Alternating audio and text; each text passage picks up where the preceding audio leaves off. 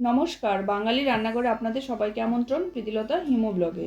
ঠাকুমা দিদারা বলতেন, পুষে রাধে মাগে খায়, যে বোর মাগে সে বোর পায়। পৌষ মাসের সংক্রান্তির রেসিপি। আজ একটি ঐতিহ্যবাহী রান্না করব মাসকালের ডালের রেসিপি। সেটা পূর্ববঙ্গের রান্না। আমার ঠাকুমা শিখিয়েছিলেন তার শাশুড়ি মা থেকে। পাল সমাজের আঞ্চলিক রান্না, যে কোনো শুভ অনুষ্ঠানে এই রেসিপি তৈরি করা হয়। হারিয়ে যাওয়া পূর্ববঙ্গের একটি রান্নার রেসিপি। এই দিনে আমরা 5 রকম পিঠে আর 5 রকম মাছের তরকারি রান্না করে লক্ষ্মী ঠাকুরের কাছে ভোগ দেওয়া হয়। আশা করি আপনাদের ভালো লাগবে। আপনারা পুরো রেসিপি দেখার জন্য আমার পাশে থাকুন। আমি রান্না করার জন্য সব উপকরণ পরিমাণ মতো নিয়েছি। আজকে রেসিপিটা তৈরি করে ফেলি। রুই মাছের মুড়ো, লেজা, পেটি একসঙ্গে পরিষ্কার জলে ধুয়ে নিয়েছি।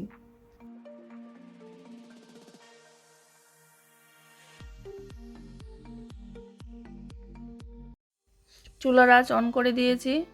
প্যান গরম হয়ে গেছে। মাছ ভাজি করার জন্য 3 চামচ তেল দিয়ে দেব।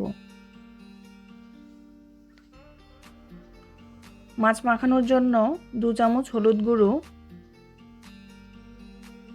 পরিমাণ মতো লবণ, লঙ্কার গুঁড়ো 1/2 চামচ দিয়ে মাছগুলো মাখিয়ে নেব। তেল গরম হয়ে গেছে। মাছ ভাজি করার জন্য প্যানে দিয়ে দেব।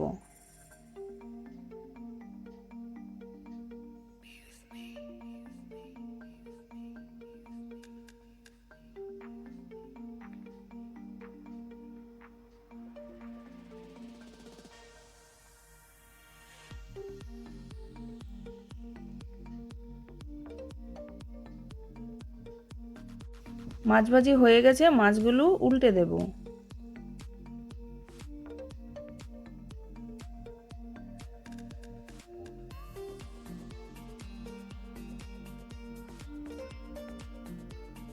মাছ ভাজি হয়ে গেছে, এখন মাছগুলো বাটিতে উঠিয়ে নেব।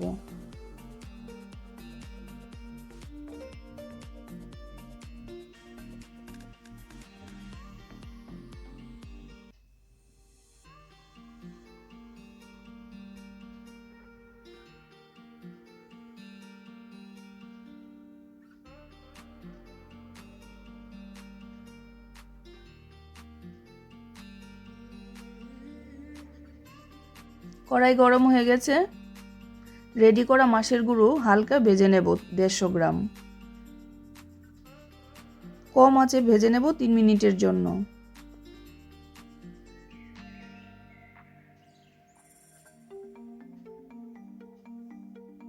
পরিমাণ মতো গরম জল করে মাছের গুঁড়ো দিয়ে দেব।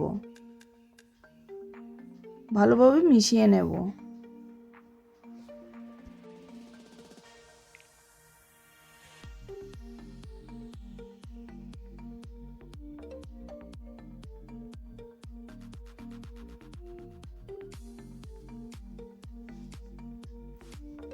পঞ্চাশ গ্রাম গোবিন্দভোগ চাল দিয়ে দেব।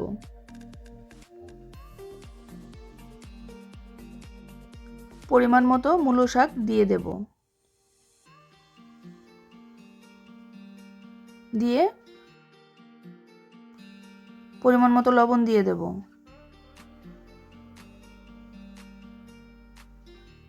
হাফ চামচ হলুদ গুঁড়ো আর 1 চিমটি লঙ্কার গুঁড়ো দিয়ে দেব।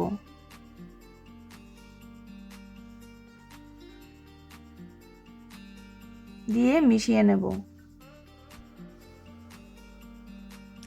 ঢাকনা আটকে 3টি সিটি দিয়ে দেব।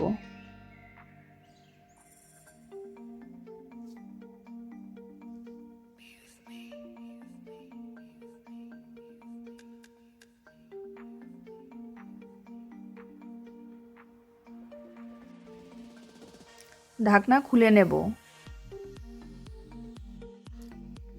নাড়িয়ে দেখছি ডাল ও চাল ভালোভাবে সিদ্ধ হয়ে গেছে।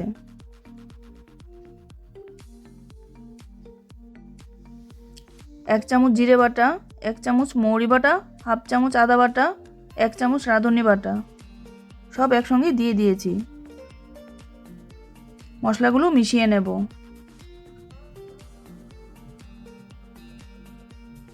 পরিমাণ মতো জল দিয়ে দেব।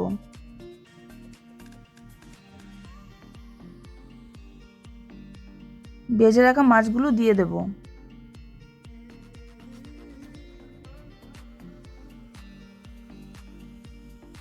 কিছু সময়ের জন্য মিশিয়ে দেব।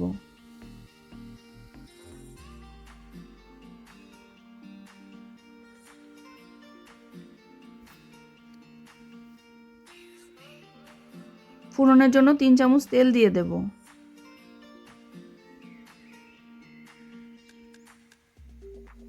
তিনটে তেজপাতা, 4টে শুকনো লঙ্কা দিয়ে দেব।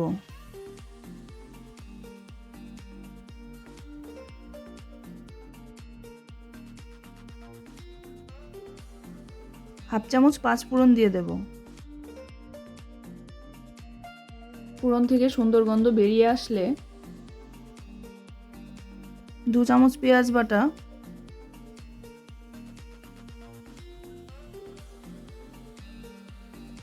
1.5 চামচ হলুদ গুঁড়ো,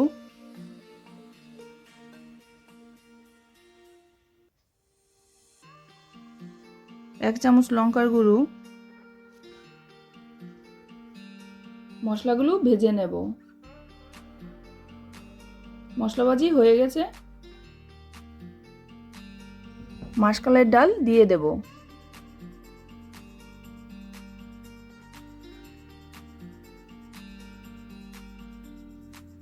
ডাল মশলার সাথে মিশিয়ে নেব।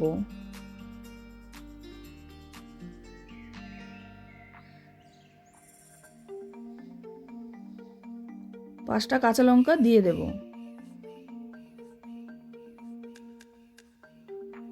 রান্না হয়ে গেছে, ফুটে আসলে নামিয়ে পরিবেশন করে নেব।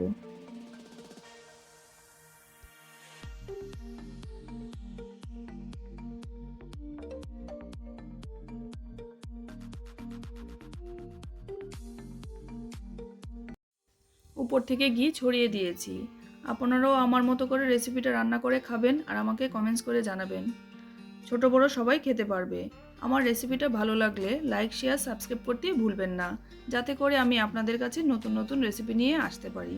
যারা এখনও আমার চ্যানেলটাকে সাবস্ক্রাইব করেননি তারা আমাকে সাবস্ক্রাইব করে দেবেন।